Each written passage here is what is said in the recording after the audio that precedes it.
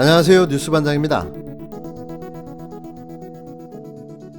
라디오 청취율 부동의 1위 TBS FM 김어준의 뉴스공장이 청취자 평가에서 주요 경쟁 프로그램 중 꼴찌에 그쳤다는 연합뉴스발 기사가 나왔습니다.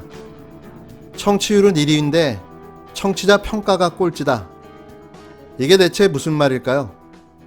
무슨 말장난도 아니고 청취율 1위라는 타이틀은 그만큼 많은 사람들이 이 라디오 프로그램을 청취하고 있다는 뜻을 의미하며 그에 따라 그 영향력도 막대하다고 평가되어진다는 이야기인데요. 그런데 느닷없는 청취자 평가는 또 뭘까요?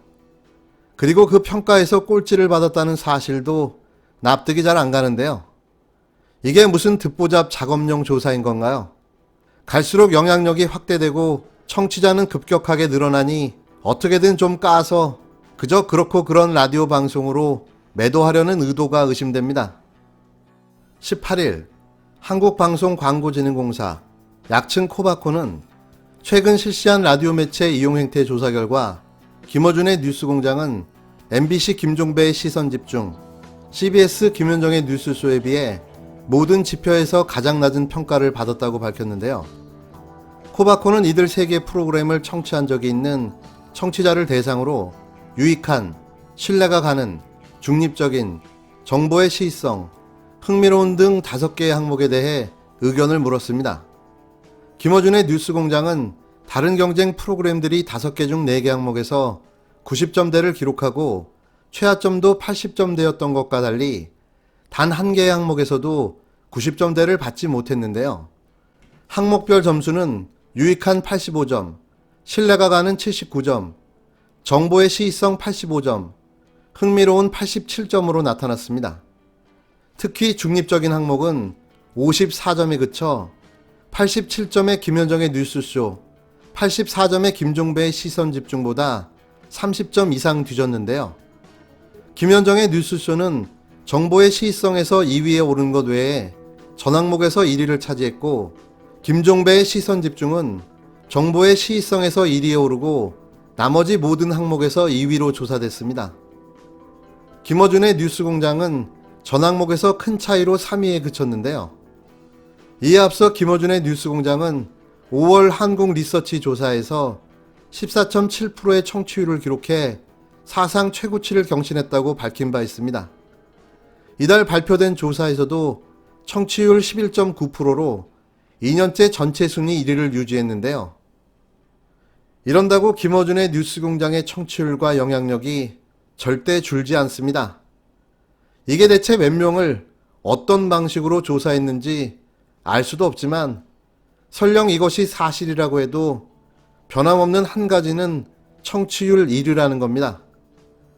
이 조사 결과대로라면 1위는 할 수 없어야 맞는 건데요. 사기를 치더라도 손발이 맞아야 사기를 치는 거죠. 이래서 속아 넘어가겠습니까? 실패, 또 실패입니다. 그리고 압도적 1위, 부러우면 지는 겁니다. 나는 열도 안 올라요. 나는 병에 대한 증상이 전혀 없어요. 그런데 정가훈 목사를 격리 대상으로 정했다고 통보를 했습니다. 이들이 지금부터 또 15일 동안 저는 집구석에만 처박혀 있으라고 합니다. 저를 오늘 우리는 대한민국을 다시 회복하기 위해서 모였습니다. 문재인이 나쁜 대통령이 되자마자 오늘의 이 영광스러운 1948년 8월 15일을 저주한 놈이 바로 문재인입니다. 온 국민이 다 인정하는데 문재인이 나쁜 놈만 건국을 인정하지 않고 있습니다. 하나님 꼼짝마. 하나님 까불면 나한테 죽어. 하나님께 지금 얻어맞기 시작했는데 이 모든 질병이 대한민국엔 오지 않도록 기도해야 됩니다. 우리가 거기 갔다가 괜히 말이야 또 그 뭐 폐렴 걸리면 어떻게 하냐. 여기 오면 병이 낫는 거라고. 낫는 거 우리 주님이 성령의 운행을 통하여 싹 고쳐주실 줄 믿습니다. 최고의 전문가인 의사들이 야외 집회에서는 감염된 사건이 없다, 임상에서도 다 나타났기 때문에 그걸 막으려면 실내의 집회를 막아야죠. 정광훈 목사는 방역을 방해하고 코로나를 확산시킨 법적, 도덕적 책임을 분명하게 져야 합니다. 코로나 확진 판정을 받고도 자신의 소재를 숨기고 교인 명단을 허위 제출해 역학조사를 방해한 것은 국가 방역에 대한 도전이고 국기를 문란시킨 심각한 범죄 행위입니다. 우리 사회의 큰 비극은 법과 윤리가 극단적 교회에 의해 테러당하고 있는 것입니다. 정광훈 목사의 반사회적 위법 행위는 결코 종교적 자유의 이름으로 용납될 수 없습니다. 미래통합당은 8.15 집회를 사실상 방조한 것에 대해 국민 앞에 사과해야 합니다. 또 미래통합당의 홍문표 의원 등 전 현직 의원들은 8.15 집회에 참석했고 미래통합당이 책임있는 공당이라면 정광훈 목사에 대한 분명한 입장을 밝히고 정광훈 목사를 대변하는 정치인들에 대해 엄중히 책임을 물어야 합니다. 저도 법관 생활을 오래 했습니다만 보석 조건 그다음에 위반한 정도 위반이 있는지 위반했다면 어느 정도인지 또 보석을 취소할 만한 실익이 있는 것인지 그런 것들을 담당 재판부가 기록과 증거에 따라서 면밀하게 판단해야 될 일이지 밖에서 논평하듯이 보석 취소가 맞다, 보석 취소는 과하다 뭐 이런 것은 적절하지 않은 것 같고요. 다만 이 전 목사님께서도 코로나 확진 판정이 났다고 하니까 그런 상황에서 또 방역적인 측면에서 다시 예를 들면 보석이 취소돼서 수용시설에 수감되는 것이 맞는 것인지 병원에 격리하는 게 맞는 것인지 그런 종합적인 판단이 선행돼야 한다고 봅니다. 저희들은 광화문 집회를 두 가지 차원을 달리 봐야 한다고 봅니다. 예. 코로나가 서울에서 지역 감염이 계속 지금 늘어나서 어려운 그런 방역적인 측면에서 보면 광화문 집회는 잘못된 것이죠. 해서는 안 되는 것이고 그런데 이제 그런 감염의 위험에도 불구하고 또 폭우가 쏟아지는데도 불구하고 그렇게 많은 사람들이 모여서 정권에 반대하고 정권을 비판했다는 그 메시지는 또 달리 봐야 할 거라고 봅니다. 그걸 하나로 묶어서 광화문 집회 잘됐다 잘못됐다 이래 볼 것이 아니라 보건이나 국민 방역, 국민 건강 차원에서는 그런 집회는 바람직하지 않다. 다만 거기 참석하시는 분들이 누구나 다 그 코로나라는 아주 어려운 병에 감염될 위험이 있음에도 불구하고 나갔다는 그 엄중한 메시지를 최소한 민주당이나 청와대는 세게 들어야 한다고 봅니다. 그런데 그런 아픈 것을 덮어놓고 방역적인 측면만 이야기하는 것은 전체를 균형 있게 보지 못하는 것이다. 그렇게 보죠. 반성도 뉘우침도 없습니다. 이제는 정광훈에 대한 보석 취소도 면밀하게 검토해야 한다고 말하는데요. 이게 대한민국 제1야당의 민낯인 겁니다. 주 원내대표는 이날 오전 CBS 라디오 김현정의 뉴스쇼에 출연해 보석 조건과 위반 여부와 정도, 보석을 취소할 만한 실익이 있는지 등을 담당 재판부가 기록과 증언에 따라 면밀하게 판단할 일이지 밖에서 논평하듯 보석 취소가 맞다, 과하다고 하는 것은 적절치 않은 것 같다며 이같이 말했습니다. 그는 지난 15일 광화문 집회에 대해 광화문 집회는 두 가지 차원을 달리 봐야 한다고 본다.